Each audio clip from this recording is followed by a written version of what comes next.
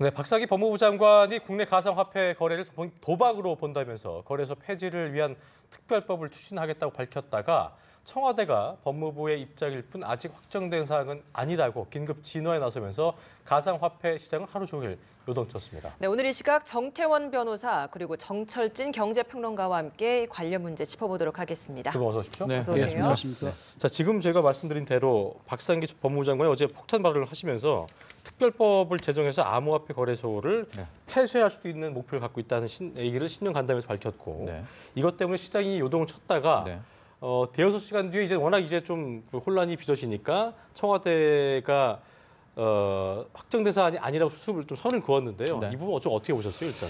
일단 어제 하루만 보면 우리 정부, 우리 당국의 이 미숙함이라고 표현을 해야 될까요? 오히려 우리 당국 때문에 선의의 투자자들이 굉장히 피해를 보는 그런 상황이었었는데요. 얘기를 하신 것처럼 오전에 법무부에서 또 박상기 장관이 갑자기 얘기를 하다가 거의 극한으로 갔죠. 투기, 도박으로 본다 하고 현재 입법을 준비하고 있는데 최종 목표는 거래소 폐쇄다. 그러면서 완전히 뭐 코인 가격들이 급락을 했었는데 이 다음부터가 또 문제였습니다. 이후에 한 오후 5시였나요? 청와대에서 다시 윤영찬 소통수석 나와가지고 확정되진 않았다라고 얘기를 했고요. 오늘 오전에도 다시 또 기획재정부가 거래소 폐쇄에 대해서는 협의할 여지가 있다. 그러니까 이제 거래소 폐쇄는 유야무야되는 이런 흐름이었는데 지금 좀 이따 다시 얘기를 하겠지만 정부의 정책이 이렇게 와는 가중에 갑자기 오늘은 또 신한은행에서 이제 기존에 원래 추진하려고 했던 가상계좌 관련 이 실명확인 입출금 서비스를 안 하겠다, 보류하겠다 하고 기존에 투자하고 있는 가상계좌도 입금을 막는다, 출금만 허용된다. 지금 이 얘기가 또 다르게 터져 나오면서 보류의 중단이에요. 어떻게 해석해야 돼요? 글쎄요. 아직까지 저는 근데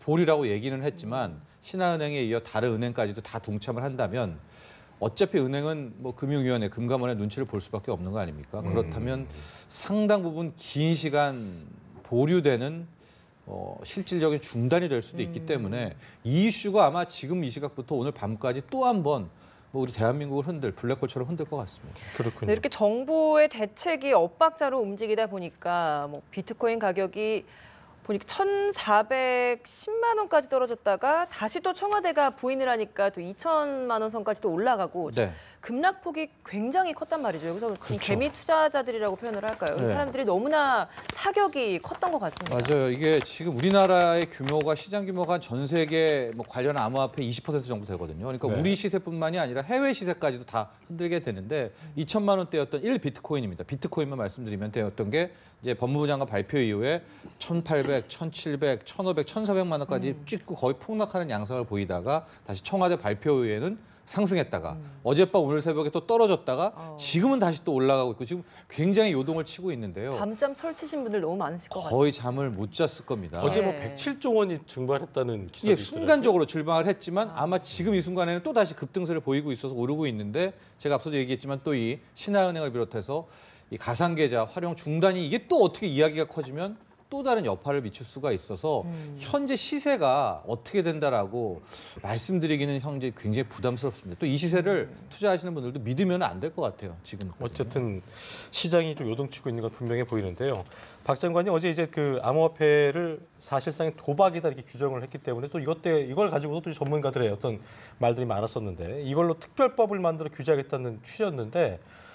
박 장관 주장대로 이거를 도박으로 봐서 그렇게 할 수 있는 부분인 건지에 대해서 어떻게 생각하시는지. 글쎄, 박 장관님 전공이 형법으로 제가 알고 있는데요. 형법적인 차원에서 보면은 도박으로 볼 여지도 있겠죠. 그렇게 따지면 증권도 사실은 도박이죠. 오르락내리락 하니까. 근데 문제는 저는 박 장관께서 또 법무부에서 선의를 가지고 이번 그 발언을 했다고 보이기는 하지만 우선 가상화폐 또는 암호화폐라는 것의 성격이 이것을 화폐로 보는 그런 측면도 있고 또 상품으로 보는 측면도 있고 어떤 유가증권으로 보는 측면도 있고 새로운 그 개념이거든요.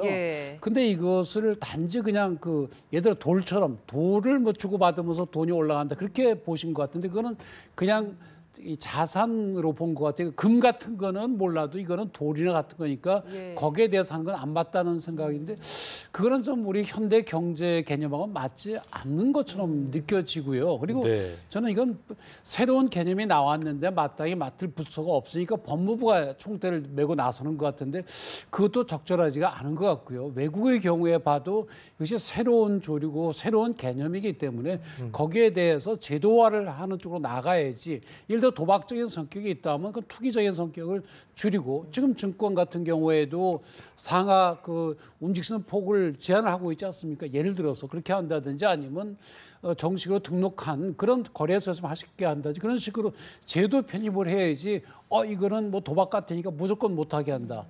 이렇게 하는 거는 좀 그 현대 경제의 흐름하고는 전혀 그렇죠. 배치되는 그런 것으로 좀 느껴집니다. 이게 보니까 여론에서 비판적으로 회자되고 있는 점이 뭐냐면 박상원 장관이 표현한 그 부분인 건데 가상화폐는 도박이고 그다음에 가상화폐가 아무리 발전하더라도 블록체인과는 별개다 이런 표현을 쓰셔갖고 네. 이게 그러니까 사실은 전문가 사이에서도 법무부 장관이 할 소리는 아니거다 이거. 그렇죠. 그런 얘기도 나오기도 했고 법무부에 과연 블록체인 관련 전문가가 있는 것이냐. 그래서 네. 이게 근거가 있어서 얘기한 것이냐는 어떤 비판이 많았기 때문에 비전문적으로 어떤 비전문적이었고 굉장히 격한 감정의 표출이었다는 지적도 있더라고요. 이 부분 네. 어떻게 보셨어요? 근데 팩트도 상당히 좀 틀렸죠. 예. 왜냐하면 실질적으로 암호화폐를 개발을 하는 겁니다. 개발자가 개발을 하고 그걸 이렇게 거래할 때 쓰이는 뭐 프로그램이라고 쉽게 표현하면 그게 블록체인이거든요. 예. 그런데 암호화폐를 많이 할수록 블록체인을 발전에는 상관이 없다. 얼핏 맞는 것 같으나요? 이렇게 생각해 보십시오. 지금 뭐 세계적인 암호화폐, 뭐 비트코인이라든가 이더리움이라든가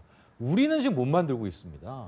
해외에서는 하나씩 개발자들이 나와서 그렇죠. 그걸 만들고 그것을 띄우고 그것들을 여러 유통체인한테 하면서 우리의 암호화폐가 더 뛰어나다라고 이제 홍보를 하면서 거기에 붙는 블록체인에 대해서도 우리께 더 좋습니다 하는 건데 물론 우리가 우리 투자자들 거래를 많이 한다라고 해서 블록체인 기술이 발전하는 건 아니지만 네. 관심이 나오게 되고 우리도 만약에 우리 한국 코인, 뭐 코리아 코인 같은 거를 누군가 개발해야 되는 거 아니겠습니까? 그 개발에는 반드시 블록체인이라는 기술이 필요하단 말이죠. 그렇죠. 그렇기 때문에 이 암호화폐 활성화가 블록체인과 무관하다? 이건 팩트적으로는 틀렸죠. 더 우리가 지금 할 일은 오히려 그런 어떤 투기적인 요소는 규제해야 되지만 우리도 세계에 한번 내밀 수 있는 그러니까 경제적 코인, 가치를 예. 좀 더 발전시킬 수 있는 걸 얘기해야 그렇죠. 되는데 예, 오히려 오히려 고사시킨다고 그걸 하는 완전히 건 좀- 고사시키면 우리는 그럼 그렇게 남의 하는 거다. 만든 코인만 써야 된다는 그런 논리는 또 안 되지 그 않습니까? 세계적으로 봐야 되는 게 맞는 게 지금 세계적으로 보면 미국, 영국, 일본, 독일, 호주 이런 나라도 합법이거든요. 예. 다만 러시아에서는 뭐 불법이고 중국도 굉장히 규제를 강화하고 있어요. 예. 그러면 네. 그 나라들에서 왜 그렇게 하는지를 봐야 되거든요. 예를 들어 중국 같은 데는 외환이 밖으로 나가잖아. 이걸 통해서. 그러니까 그거를 막 하는 그런 정책적인 목적이 있는 것이고 미국이나 영국이나 일본 같은 데는 새로운 개념이 들어왔으니 새로운 산업을 발전시키겠다는 그런 생각이 있는 거거든요. 근데 우리는 무조건 이건 도박이니까 안 돼. 거래소 다 없애고 다 그 도박으로 잡아넣을 거야. 이건 좀 지나친 생각으로 보입니다. 헌법에서의 기본 가치를 훼손한다라는 좀 부정하고 있다라는 뭐 시각도 있더라고요. 이게 뭐 그런 헌법소원을 다툴 여지도 주장이 있는 건지. 나올 수도 있죠. 그러니까 재산권에 대한 예. 침해가 국가안전보장 질서에 있던 공공물에 제한을 할 수는 있는데 그것도 예. 본질적인 부분은 제한을 못 하는 거거든요. 근데 과연 국가가 이렇게 이런 사실상 거래소 같은 것도 못 만들게 하고 이게 더 나아가서는 지금 뭐 아까 그 평론가 말씀하신 것처럼 아예 거래를 사실상 못하게 하려는 거거든요. 가상 계좌도 안 주고 예. 해가지고 과연 그것이 그 정당한 범위내냐, 재산권의 본질적인 범위를 침해했다고 한다면 이거는 헌법의 위반인도 주장할 수도 있는 것이죠. 뭐 꼭 그렇게 볼 수도 없는 거지만. 예. 문제는 이게 이제 이미 그거를 돌고 있는 돈들 이걸 만약에 폐지한다거나 이렇게 뭐 빠져나올 기회를 준다는 말을 하다 하더라도 그 과정에서 예를 들어서 우리 주식 같은 경우도 정리매매라는 걸 하는 것처럼 가격이 완전 폭락을 해버리면은 결과적으로 개인 투자자들이 피해를 보게 되는 경우도 있겠고 이런 점 때문에 어떤 이게 법적으로 어떤 법 제정을 해서 특별법 제정해 갖고 폐지할 수 있는 사안인 거냐 그런 계제인 거냐 이런 네. 비판이 많거든요. 그거 그렇습니다. 어떻게 보세요? 그래서 저는 일단 법 제정은 뭐좀 힘들다고요. 제가 법 전문가는 아니지만은 예. 거래소 폐쇄를 요구하는 그런 걸 입법화한다는 자체도 굉장히 힘들 것 같고 지금 제가 앞서도 계속 말했지만 가장 핫한 지금 신한은행의 이제 가성계좌 실명 입출금 확인 서비스 안 해주는 게 전반적으로 은행권에 퍼져간다고 하면 이것도 큰 문제입니다. 왜냐하면 근데 현 시점에서부터 이게 무슨 얘기냐면 이제 앞으로 출금만 허용이 되고 기존 계좌는요. 입금은 허용이 안 된다 하고 새롭게 가상계좌 개설은 안 되니까 이제 안 하신 분들은 들어갈 수가 없습니다. 그러니까 이미 들어간 분들은 그 계좌를 통해서 입금을 더 할 수 없고 팔아서 출금밖에 못 하거든요.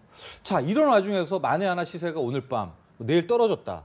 그럼 투자자들 중에서 어떤 투자자들을 신한은행 가상계좌를 쓰는 분들 중에서는 돈을 더 투입을 해가지고 물을 타가지고 나중에 반등하는 걸 노릴 그렇죠. 수가 있는 거 뭐 아니겠습니까? 추매할 수도 있겠고요. 예, 그런 한에 거래를 해야 되는데 여기서 당장에 입금을 막아버린다 하고 이거를 은행권으로 다 전체 은행권이 퍼져간다. 이거 약간 문제가 있죠. 이 대목은. 그러니까 가령 뭐 일주일 후라든가 한 달 후라든가 예. 6개월 후라든가에 기간을 좀 주고 협의를 해야 될 것 같은데 실은 이게 단순히 신한은행만의 문제인 건지 아니면 전 금융권에 우회적으로 금융당국이 내린 건지를 한번 좀 더 지켜봐야 될 것 같아요. 여기 은행권에서 일단 거래가 중지가 되고 차후에 이제 거래소까지 폐쇄가 되게 된다면 거기에 있는 사람들은 거래를 그럼 아예 못 하게 되는 겁니까? 어떻게 되는 그렇죠. 겁니까? 그럼 이제 팔고 바로 출금을 해가지고 딱 팔고 나와서 이제 하고 싶은 분들은 미국이라든가 일본이라든가 해외에 있는 거래소에 가서 이제 오픈을 해야 되거든요. 근데 개인 이것도 간의 거래 뭐 이런 것도 가능하다고 들었는데 그건 무슨 어떤가요? 얘기냐면요. 이런 겁니다. 즉 우리가 암호화폐 크게 세 가지예요. 하나는 개발자가 프로그램을 해가지고 만드는 사람이 있고 또 한 축에는 그 암호를 풀어가면서 채굴 한다라고 하죠. 예. 그것들을 캐내는 쪽이 있고 마지막 세 번째가 유통입니다. 그 개인 간의 거래라는 게 뭐냐면은 내가 호텔 주인인데 호텔 숙박료는 비트코인으로 받겠습니다. 제가 빵집 주인인데 내 빵 팔 때는 이더리움으로 결제하십시오. 근데 사실상 이 개인 간에 지금 나와 있던 것들을 암호화폐로 거래하는 거는 누구도 못 막습니다. 중국도 못 막거든요. 예. 근데 이것 부분은 일단 어쨌든 유통이 되겠지만 지금 문제는 해외에서 이 유통이 아니라 투자하려는 분들도 계시잖아요. 이거를 하나에. 그렇죠. 그런 분들은 미국이나 일본으로 넘어갈 수밖에 없는데 이것도 원천적으로 굉장히 힘든 게요. 미국으로 간다. 그럼 미국에서 가상계좌를 터야 되거든요. 예. 근데 미국에서 가상계좌 트기가 이게 쉽지가 지금 않습니다. 해외 카드들로도 살 수 있다 하는 말가 많아요. 게다가 이제 해외 그 어. 거래소들은 이제 신용카드를 받아주거든요. 그래서 난 신용카드 긁어서 갈래라고 했는데 이것도 바로 어제 저녁이었네요. 오늘 오전에 6개 신용카드사들이 체크카드, 신용카드, 해외 화폐 거래소에서 가상계좌 구입에는 사용 못한다를 또 막아놔가지고 이렇게 되면은 현재 이게 국내 근데- 투자자들이 예. 갈 수 있는 방법은 여론이 많지 않아요. 참 그 요동칠 텐데 이 국회 법을 통과해야 될 텐데 그 부분도 여의치 않을 거라 이제 기사도 있었습니다만. 저는 뭐 국회 통과는 거의 어려울 걸로 보입니다. 특히 이제 폐쇄하고 금지하는 것은 왜 그런가 하면 독일 같은 경우에도 그 은행법에서 이거는 개인 간의 돈이다. 그런 식으로 규정을 했고 세계 최초로 한 셈이죠. 일본의 경우도 자금 규제에 관한 법률에서 이 암호화폐 또는 가상화폐가 어떤 그 화폐처럼 쓰일 수 있는 그런 기능은 부여하고 있거든요. 근데 우리나라만 그걸 아예 그냥 거래소도 없애고 궁극적으로 지금 나오는 얘기들은 거래 자체를 금지하겠다는 거 아닙니까? 예. 근데 그렇게 되면 결국 다 외국으로 나가게 됩니다. 이것이. P2P라고 개인 간의 거래까지 규제할 수도 없는 거거든요. 그렇게 되고 우리 산업은 또 무너지게 되고 또 특히 이제 증권회사에서 이런 거 카드 회사에서 못하게 하는 건 자기들의 수수료와 관계가 있거든요. 예. 결국 이것이 그 기존의 어떤 금융계라든지 그쪽하고 이해관계 충돌도 있고 거기에 플러스해서 한국이 지금 너무 과열하고 있으니까 그런 피해가 있고 도박성이다. 그래서 규제하겠다는 것인데 그렇게만 볼 수 있는 것은 아니고 새로운 산업을 우리 사회에 어떻게 도입할 것인가에 진지한 그 고민을 해야 될 때라고 그렇죠. 봅니다. 네, 이렇게 예. 가상화폐가 굉장히 급등락을 오가고 있는 상황에서 오늘 코스닥은 4%를 넘겨서 사이드카가 또 발동이 딱 됐거든요. 찍으면서 사이드카가 네. 들더라고요. 그래가지고 제가 이제 수급 주체를 좀 봤더니 예. 만에 하나 개인들이 뭐 한 400억, 500억, 1000억 사가지고 코스닥이 사이드카 폭등을 했다면은 이제 많은 이 암호화폐 투자자들이 자금이 올렸구나. 이제 포기를 하고 옮겼구나라고 했을 텐데 주체가 어디든가요? 순매수 주체가 기관 투자자들입니다. 기관이었습니다. 아마 이제 기관들이 적극적으로 사들이게 되면서 그것도 코스닥 시총 상위. 왜냐하면 어제 나온 이제 코스닥 활성화 방안 중에선 KRX 300이라고 새로운 코스닥 합친 지수를 만든다고 하지 않았습니까? 이걸 벤치마크로 삼겠다. 그러면 이제 기관들은 사줘야 됩니다. 10위권을 지수를 맞추려면 아마 뭔가 좀 그 수요가 타이밍이 묘한데. 그래서 지금 누리꾼들도 그렇고 뭐 카페들 가보면은 그러면 우리한테 코스닥 이렇게 띄워놨으니까 암호화폐 버리고 코스닥 투자하라는 거냐 우리가 뭐 또 속을 줄 아느냐 또 굉장히 이런 냉소적인 반응들이 오는데요. 저는 정부가 정면 예. 승부를 하기를 바랍니다. 왜냐면은요, 좀 짧게 말씀드리면은 담하고도요 이런 일이 있어요. 어떤 일이냐면요, 한 500억 가진 사람이 비트코인을 왕창 사오는 겁니다. 예. 국내 하고 나한테 사라. 하고 개인한테 수수료를 받고 팔아요. 더 나빠지는 거죠, 이거는. 그럼요. 다 빠져나갑니다. 음성적으로 이거는 음성적인 거를 그런 막을 수가 부분을 없습니다. 그렇죠. 네.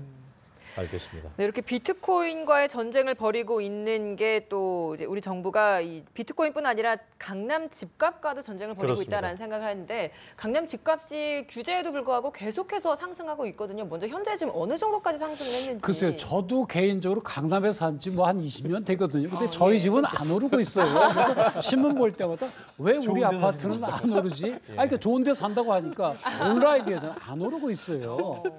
근데 우리 집을 제외한 다른 집이 오르고 있다면 그 집값이 많이 오르면 사실 집 없는 사람들 입장에서는 굉장히 부담이 되니까 안 좋은 건 맞죠. 근데 저는 계속 그 느끼는 의문이 무엇인가 하면 왜 집값이 오를까? 우리가 그 시장 경제니까 집값이 오른다는 이야기는 사고자 하는 수요가 공급보다 큰 거 아닙니까? 그죠? 예. 그러면 집값이 왜 오른지 그걸 분석을 해서 예를 들어 강남이 어디 오른다. 그러면 왜 거기 오를까? 그러면 오르는 무슨 이유가 있으면 그 이유에 대한 대책을 내놓아서 다른 데도 그걸 만들면 안 올라갈 거거든요. 그렇게 원인에 대한 분석이 없지 않나 싶어요. 특히 예를 들어서 이제 뭐 지금 특목고들이 지금 전형 방법이 달라지지 않습니까? 그렇게 해서 파라군 쪽이 또 몰린다든지 또 다주택 가진 사람들에게 대해서 여러 가지 세상 불이익을 준다니까 소위 똘똘한 집 한 채 살려면 강남 사자라고 한다 그런 심리가 있던데 여러 가지 원인들이 있어서 종합적으로 나타나는 건데 그거를 이게 뭐 투기 단속만 하고 뭐 세금으로 해서 저걸 잡을 수가 있는 건지 그러게요. 어때 대증적인 요법만 마치 갖고는 좀 어렵지 않나? 암호화폐- 그냥 개인적인 일반의 생각입니다. 지금 암호화폐 여기 지금 폐쇄한다는 것처럼 이게 단속한다고 거기에 대한 어떤 열망이 줄어드는 게 아니기 때문에 결과적으로 이제 또 근원적으로 갈 수밖에 없는 게 지역 경제 발전을 좀 균형적으로 해야 된다. 그래야 딴 쪽으로 몰리지 않겠느냐. 이런 것들로 갈 수밖에 없는 부분이거든요. 그렇습니다. 공교롭게도 오늘 하는 두 가지 아이템이 굉장히 당국의 태도가 괴를 좀 예. 같이 하고 그렇죠. 있는 것 같습니다. 그래서 당국은 아마 정말로 우리가 강남 집값을 떨어뜨리는 핵심은요. 어마어마한 공급을 실제로 하면 압구정동, 청담동, 삼성동에 한 3년에서 5년 내로 잡힙니다. 그러나 이제 공급 확대는 쓰지를 않죠. 왜냐? 초창기에 일단 먹고 나가는 사람이 있기 때문에 그걸 용인할 수 없어서 이런 과다 공급 정책은 쓰지는 않지만 실질적으로 어느 정도 공급을 좀 틔워주면서 한켠에서 과세 정책, 세금 정책, 대출 규제를 들어가는 이 투 트랙이 좋을 것 같은데 일단은 당국은 먼저 가격을 확실히 잡아놓고 이제 그 다음에 공급을 쓰겠다 이런 로드맵인데 문제는 지금 안 잡힌다는 거예요. 집값이 그렇죠. 이제 거기서부터 딜레마가 나왔고 그래서 무기한 단속까지 실시를 한다라는 것을 이제 발표를 했거든요. 그래서 어쨌든 위축은 분명히 될 텐데 이것이 거래 위축이지.